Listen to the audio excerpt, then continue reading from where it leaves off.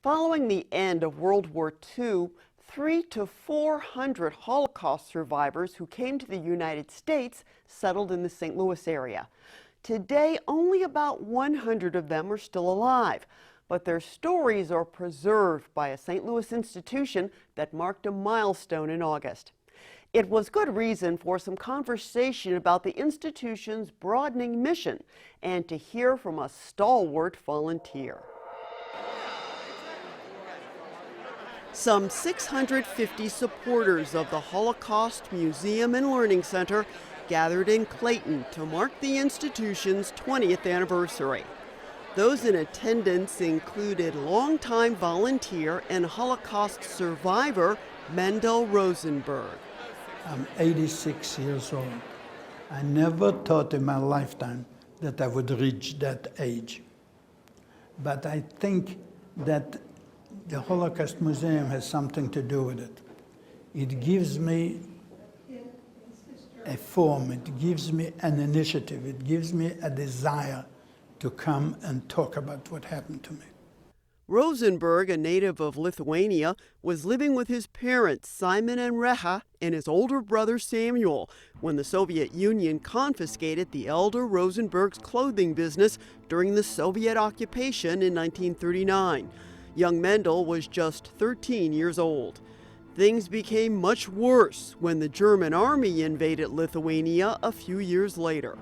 I provided this picture, that is my father right over here.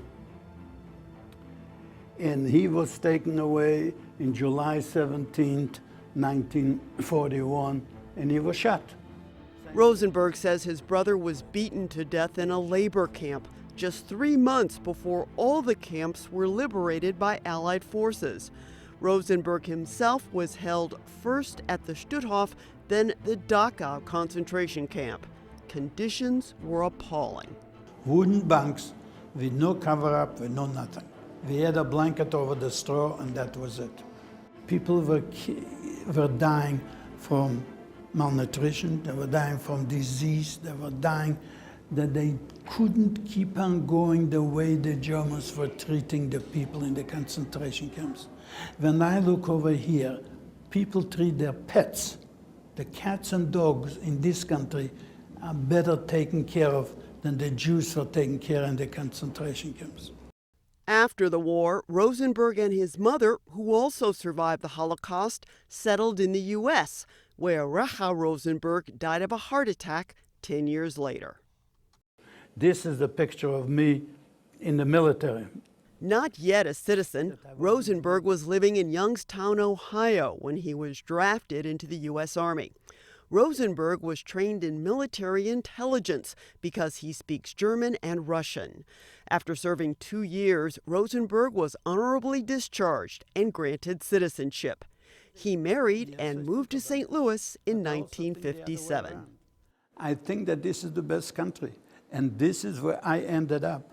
And since I ended up in the best country, I made sure that my children would take the fruit of the best country and be able to go to college. Rosenberg studied at night for 12 years to earn a high school equivalency diploma. He made a living as a carpenter and eventually founded Delson Industries, a window design company. It became successful enough for Rosenberg to sell and retire. Then began a new chapter of his life, talking about a period he wouldn't discuss for decades. Because I used to have a lot of nightmares first, and always the same nightmares. The Germans are chasing me, shooting at me, and I'm trying to get out of the way. Till finally, after 30-some years, it quieted down, and a friend of mine was teaching about the Holocaust in the synagogue, and he asked me to speak to his class, so I finally volunteered, and I tried it out, and it worked. I felt a big gratification to the fact that I was able to share what happened to me with the young people in the United States. And so began Rosenberg's association with the Holocaust Museum and Learning Center, a department of the Jewish Federation of St. Louis. I think the mission of the organization has changed slightly over the years. It was originally built The museum was built to basically be a place of remembrance, never forgetting.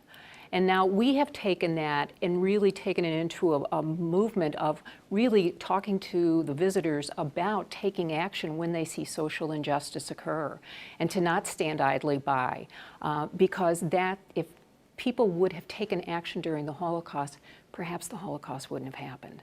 But people were apathetic, they were scared, and didn't do the things that really needed to be done or required in order to, save people during the Holocaust. So therefore, we had this tragic historical event.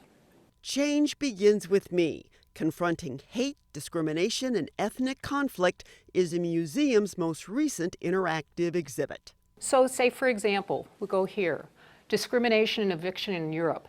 The Gypsy people are actually being evicted today. Those kinds of things are happening today. So again, we'll have them learn more, there'll be questions to discuss, and then the teacher or whoever is taking the tour can actually email these questions, the narrative or the story, back to the classroom, and they can continue the discussion in the classroom. So basically whatever they've learned around the Holocaust, they can take this back and talk about what things are happening in this particular event that also resonated during the Holocaust. It's all really built to make sure that people understand these things are still happening.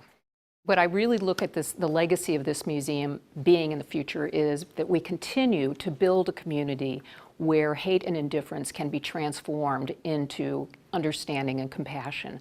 That's what we're all about. That's what we try to convey with every tour, with every Holocaust survivor speaker. We want people to know and understand that about this institution, and that is a goal. A worthy goal in the eyes of Mendel Rosenberg. That's my wife, Sandy. That's my son, Stuart. He survived to become a proud U.S. citizen, husband, father, and grandfather. And you're going to continue to talk about it? I'm going to continue talking about it as long as my 2 feet will bring me here.